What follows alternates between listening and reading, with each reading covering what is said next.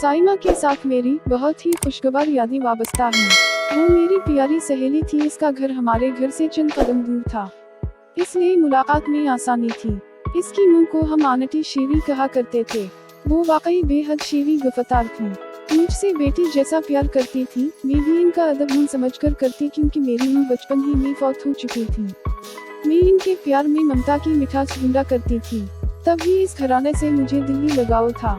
साइमा एक अच्छी लड़की थी, सभी इससे प्यार करते थे। इसके वालिद की नौकरी निज़ामिया की गांव में थी। वो कभी कभार शहर का चक्कर लगाते थे। हमारे शहर में सिर्फ एक ही कॉलेज था, वो दरअसल हुआ इस कॉलेज था। बाद में लड़कियों को भी दाखिले की इजाज़त मिल गई, क्योंकि हमारा शहर छोटा सा था और यहाँ अभी तक लड़कियों के लिए अलग कॉलेज तमीर नहीं हुआ था। साइमा फर्स्ट ईयर में थी और पढ़ाई में बहुत होशियार थी। इसको बड़ी मुश्किल से लड़कों के कॉलेज में दाखिला लेने की इजाज़त मिली थी, वरना गांव के हम अपनी बच्चियों को एला तालीम दिलवाने के हक में होते हैं। सभी इस पर रशक करते। इसकी हम जूली इसे खुशनसीब कहती, क्योंकि वो खुद मैट्रिक के बाद कॉलेज जाने की हसरत लेकर घर बैठ गई थी।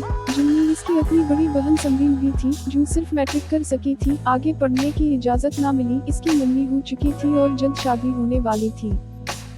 समरीन बहुत खूबसूरत थी, तभी आना पाना रिश्ता और अब चंद दिनों बाद शादी थी।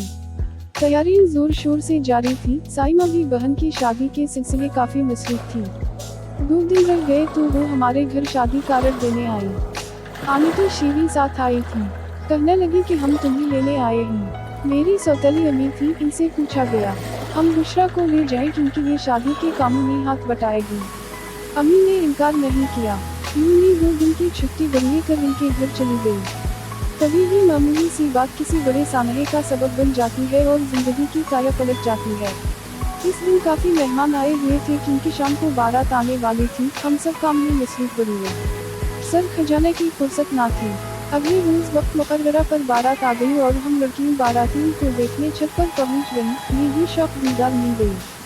बारात में आए एक लड़के पर नजर ठहर गई। वो खुदरी नौजवान था और इसका नाम बदर मुनीर था, साइमा का कजन था।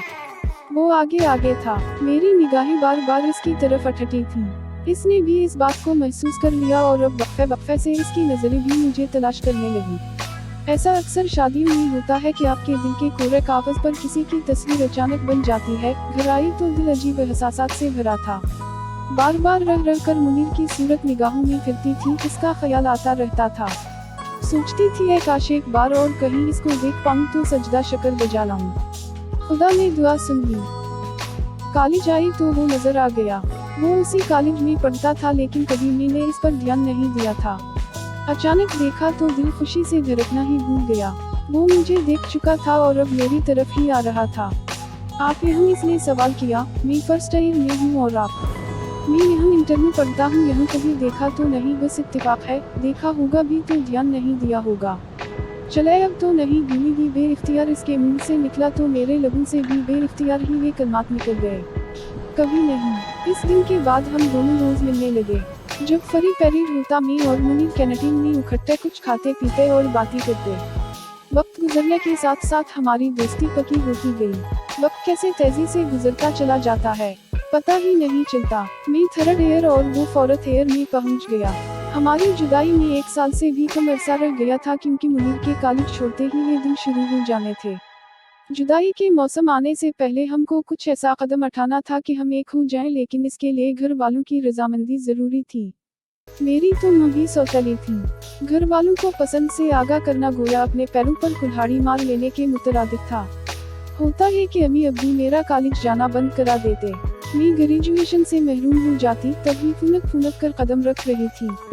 मबादा लेने के देने ना पर जाएं, ताहम मेरी शदीद ख्वाहिश थी कि मुनीर मेरा जीवन साथी बने। इसका भी यही अरमान था, बल्कि वो तो यहाँ तक कहा करता था, अगर तुमसे शादी ना हो सकी तो यकीन जानू कि मैं कुछ खाकर मर जाऊंगा, क्योंकि मैं तुम्हारी जुदाई का सदमा हरगिज़ बर्दाश्त नहीं कर सकता।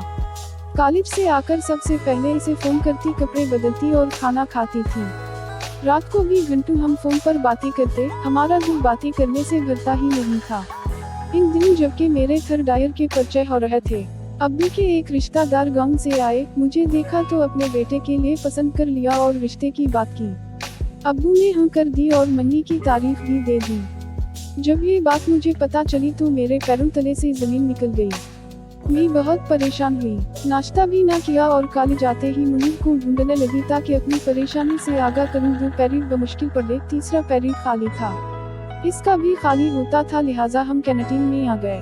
मेरे चेहरे पर नजर पड़ते ही पहला सवाल इसने ये किया कि बुशरा क्या बात है, तुम क्यों उदास हो। बात मेरे मुंह से ना निकल रही थी। बड़ी मुश्किल से बताया कि अगले माह मम्मी होने वाली है, वालिद साहब ने रिश्ता तय कर दिया है, तुम कुछ करो। वो भी परेशान हो गया, कहने लगा अगर तुम कहती हो तो अपने वालिदैन को तुम्हारे घर भेज देता हूँ, वो रिश्ता तलब करने आ जाएंगे, जैसे भी हो मैं इनको राजी करूँगा। मुझे यकीन है कि वो बेमुराद वापस होंगे, अब्बू किसी सूरत नहीं मानेंगे। इन्होंने अपने जिस रिश्तेदार को ज़बान दे दी है वो इनके बचपन के दोस्त भी हैं, लिहाजा वालिद साहब नहीं मानेंगे। अम्मी सही होती तो शायद मेरे जज्बात का एहसास करके अब्बू से मिलवा लेती, लेकिन वो भी मेरा साथ नहीं देगी। तो फिर तुम ही बताओ कि आगे क्या सूरत बाकी रह जाती। अलिफ तुम क्या सोचती हो, इसने पूछा। अगर तुम वालिदैन की पसंद को कबूल करती हो तो मैं हमेशा के लिए तुम्हारे रहते से हट जाता हूँ, फिर कभी मैं तुम्हारी राह में नहीं आऊँगा। मैं मर तो जाऊंगी लेकिन तुम्हारे सिवा किसी और की दुल्हन बनना कबूल नहीं है, मैंने रोते हुए कतीब से कहा। फिर तो एक ही रास्ता है कि हम किसी बड़े शहर जाकर कोर्ट मैरिज कर लें और तुम घर को खैर बात कह दो। अगर ऐसा कर सकती हो तो मैं जिंदगी के आखिरी सांसों तक तुम्हारा साथ निभाने को तैयार हूँ। ठीक है, मैं तुम्हारा साथ दूंगी, तुम जब कहो कि मैं घर छोड़कर तुम्हारे साथ निकल चलूंगी, लेकिन जल्द ऐसा करना होगा क्योंकि मम्मी की रस्म से पहले ही मैं तुम्हारी हो जाना चाहती हूँ और किसी और के नाम की अंगूठी अपनी उंगली में नहीं पहनना चाहती। अच्छी तरह सोच लो क्योंकि मुझे तुम जब भी कहोगी तुमको ले चलूंगा। मेरा घर छोड़ने का मसला इतना गंभीर नहीं है जितना कि तुम्हारा है।